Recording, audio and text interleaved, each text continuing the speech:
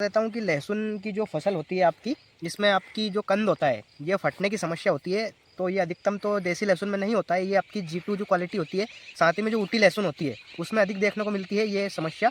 तो ये किस कारण से होती है? तो सबसे पहला कारण तो है इसका खेत में अधिक सिंचाई करना। बहुत सारे किसान भाई क्या करते हैं, पानी के ऊपर पानी निकालते हैं, निकालते जाते हैं, तो उससे समस्या हो सकती है। साथ ही में नाइट्रोजन के अत्यधिक उपयोग से भी ये समस्या देखने को मिल सकती है। तो ये दो कारण इसके मेनली हो जाते हैं। तो इनको नियंत्रण करने के लिए, इनको कंट्रोल करने के लिए सबसे पहले आपको पीजीआर का स्प्रे कर देना है। पीजीआर यानी कि प्लांट ग्रोथ रेगुलेटर होता है, ये पौधों की वृद्धि को ये रोक देता है। और दूसरा है आपको सिंचाई उसी वक्त रोक देना है, क्योंकि उस थोड़ा पौधा आपका स्वस्थ हो जाएगा तभी आपको उसका स्प्रे करना है। हाँ। साथ ही अगर बात करते हैं कि लहसुन की फसल में कंद फटने की समस्या को दूर करने के लिए आप बोरान का भी स्प्रे कर सकते हैं। बोरान को जड़ से दिया जा सकता है, स्प्रे के जरिए भी दिया जा सकता है, तो इससे भी आपकी जो लहसुन फट जाती है तो वो भी उसको रेगुलेट कर देता है। अब बात करते हैं, एक मेनली समस्या होती है, बहुत सारे किसान भाइयों का डाउट था कि थ्रिप्स अटैक कर देता है आपकी फसल जब लगभग 90 दिन की हो जाती है लहसुन की फसल, तो थ्रिप्स का अटैक होता है। मैं आपको एक पौधा दिखा देता हूँ, जैसे कि अपना ये पौधा है, इसमें देख सकते हैं आप, ये भूरे कलर का हो जाता है, लगभग ये वाइट कलर का थोड़ा थोड़ा, तो इसको हम थ्रिप्स की समस्या कहते हैं। थ्रिप्स की समस्या में हम गाँव की भाषा में कहें तो इसे जलेबी रोग कहा जाता है। आपकी जो लहसुन की पत्तियाँ होती है वो मुड़ जाती है और पौधा वहीं का वहीं रुक जाता है, उसकी ग्रोथ नहीं हो पाती है। तो इसके लिए आप तो एक तो स्प्रे कर सकते हैं। बहुत सारे किसान भाई इसके लिए इमिडाक्लोरोपिड भी सजेस्ट करते हैं, 17.8% आती है। ये आपकी सिजेंटा कंपनी की अलीका। तो जैसे ही आप फरवरी के मंथ में आपकी लहसुन पहुंचेगी तो मच्छरों का प्रकोप भी देखने को मिलेगा, क्योंकि क्लाइमेट जैसे ही चेंज होता है तो मच्छर वगैरह आपने देखे होंगे फरवरी मार्च के महीने में आते जाते हैं।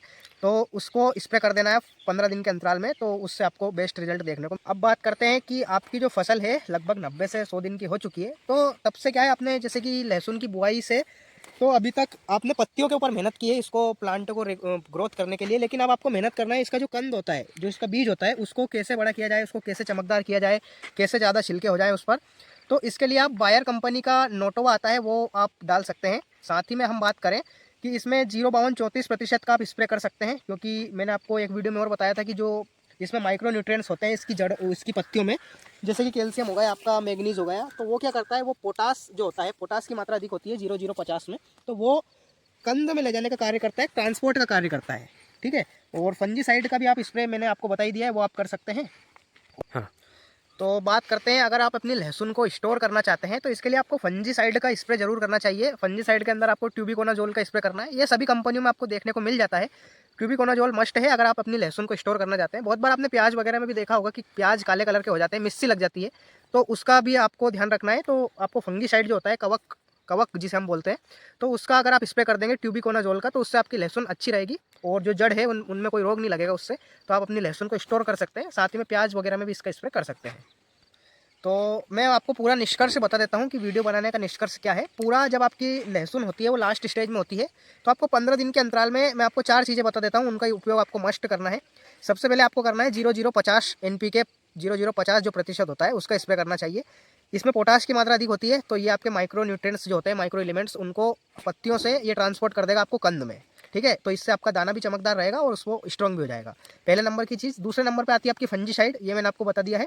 ट्यूबिकोनाजोल का इस्तेमाल आप कर सकते हैं, अलग अलग कंपनियों में आता है, लेकिन आप कोई सा भी कंपनी अच्छी देख के प्रेफर कर सकते हैं। तो इससे क्या है, आपकी लहसुन स्टोर कर सकते हैं आप, और जो उसमें कंद में उसकी जो जड़ में कोई रोग नहीं लगेगा, तो आप लहसुन को स्टोर कर सकते हैं। प्याज वगैरह में भी आपने देखा होगा कि मिस्सी वगैरह लग जाती है, ब्लैक कलर के आपके ओनियन हो जाते हैं, तो उसको भी ये फ़ायदा देगा, तो इससे कोई जड़ में रोग नहीं लगेगा। तीसरे नंबर पे आती है आपकी पीजीआर। पीजीआर का इस्तेमाल आप कर सकते हैं, प्लांट ग्रोथ रेगुलेटर ये होता है। तो लहसुन जब फटने लग जाती है तो तब भी इसका इस्तेमाल आप कर सकते हैं, और बोरान का भी स्प्रे आप कर सकते हैं, ये भी बहुत ही अच्छा होता है। चौथे नंबर की चीज़ आती है आपकी थ्रिप्स।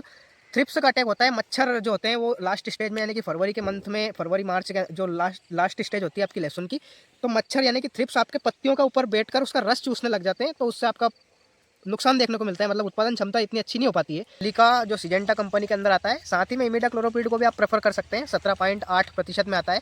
थाइमेथोक्सोम भी आता है आपका, उसका भी आप स्प्रे कर सकते हैं। और इनका स्प्रे आपको शाम के समय करना है, जब आपका ओस नहीं हो तो अच्छा रहता है, मतलब उस टाइम पे शाम के समय आपको स्प्रे कर देना है, जब प्लांट बिल्कुल सूखा हुआ रहे। हाँ, ताकि ये दवाइयों को अच्छे से सोख ले। दवाई को अच्छी तरह से सोख लेगा, एब्जॉर्ब कर लेगा, तो उसके समय आपको इस्तेमाल करना है। 15 दिनों के अंतराल में आपको इनका इस्तेमाल करते रहना है। तो मेनली मैंने आपको 4 चीज़ें बता दी है। अगर आपको वीडियो अच्छा लगा है, मैंने आपको सारी चीज़ें बता दी है इसके अंदर। अगर आपको कोई भी डाउट है तो कमेंट बॉक्स में कमेंट करके ज़रूर बताइए। रेगुलर वीडियोस मैं आपको अपलोड करता रहूँगा, और ऐसे ही वीडियोस की जानकारी पाने के लिए आप हमारे चैनल को सब्सक्राइब कर सकते हैं।